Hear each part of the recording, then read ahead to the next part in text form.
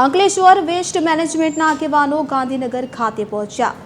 જીપીસીબીની મનમાની સામે કલેક્ટર કચેરીએ ઉગ્ર વિરોધ નોંધાવવામાં આવ્યો છે। તો એમએસએમઈ ઉદ્યોગકારો હવે તંત્ર સામે આંદોલન કરશે। તો આપણે જણાવી દઈએ કે ઉદ્યોગકારોની અવગણના થતા એસોસિએશનનો વિરોધ ગાંધી ચિંધ્યા માર્ગે લડત શરૂ કરતા પહેલા રજૂઆત કરવામાં આવી છે। તો અંકલેશ્વરના ઉદ્યોગ જગતમાં સરકારના વલણ સામે ભારે રોષ જોવા મળી રહ્યો છે।